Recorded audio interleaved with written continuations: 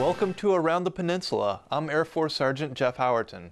For the first time, strikers from the 2nd Brigade, 25th Infantry Division arrived at Busan. Army Sergeant Matt Waymire reports on the delivery of 36 vehicles.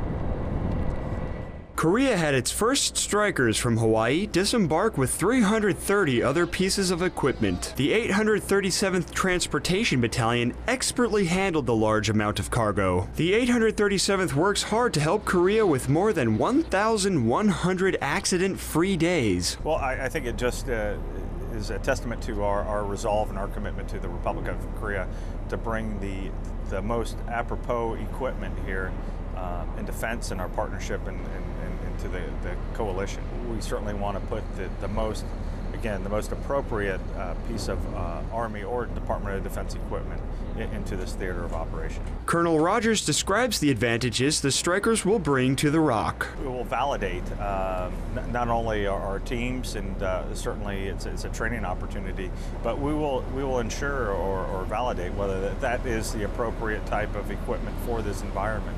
As you know, Korea is not, it's a very unique terrain, it's a unique mission, and so this is a very specific piece of equipment that has just fantastic opportunities. Army Sergeant Matt Waymire, Pier 8, Busan.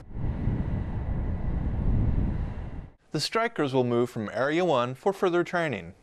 The 837th Transportation Battalion distributes goods and equipment all over Korea, including everything you'll find in your commissary or PX. Specialist Tyler Ferris talked to the XO of the 837th about his love for his job and for Korea. Working in SSgt is very unique. My responsibility is for the distribution and deployment of equipment coming in and off of the Korean Peninsula.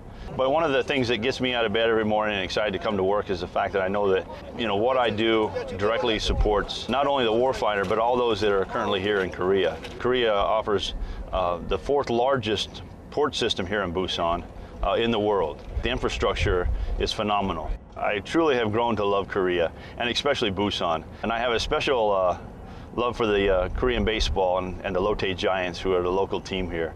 And because of that, they sort of adopted me, I guess, as an honorary member of the Lotte Giants. And I have about 2 more months here in Busan, and I truly will be sad to leave. Korea is Major Whitaker's first duty station after 7 consecutive deployments. Military police at Camp Humphreys Regional Confinement Facility in Korea stay ready for any type of incident. So for training exercises, 16 soldiers get dressed up to play prisoners. Air Force Sergeant Lucas Morrow reports. This is Camp Humphreys Correctional Facility. It's where soldiers go to serve time. But this is as close as I can get. The building is secure and the rules are strict. But there's an exception. Today, chaos breaks out. There's a prisoner here. Get on the ground. Get on the ground. You got another one, 3rd-degree burns to the face, the chest, and torso. Don't worry, these aren't real prisoners. Forward. They're players for an exercise. Even though they get to go home tonight, they say it feels just as real. It's not somewhere you really would want to be, that's for sure.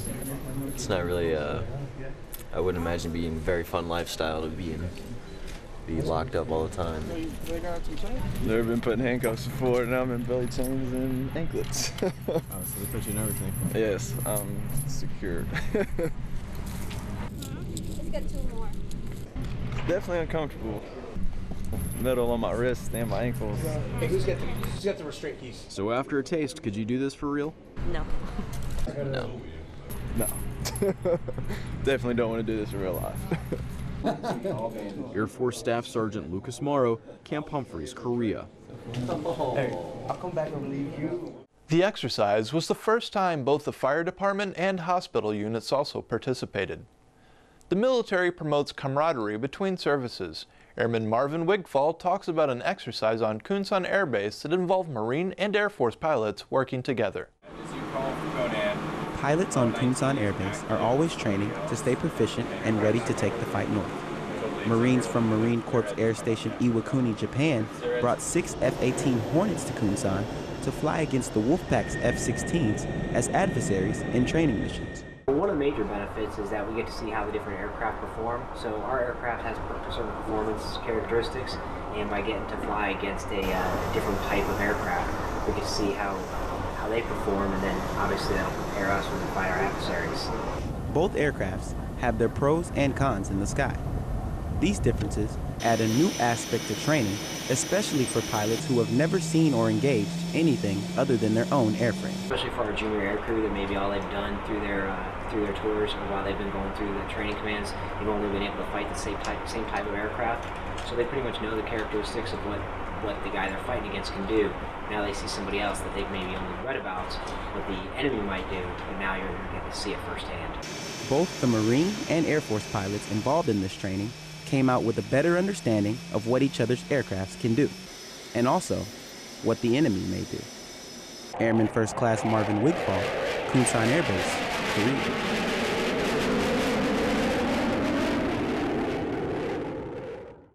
This is not the first time the Marines have visited Kunsan, and as long as Wolfpack pilots have a need to train against different aircraft, it won't be the last.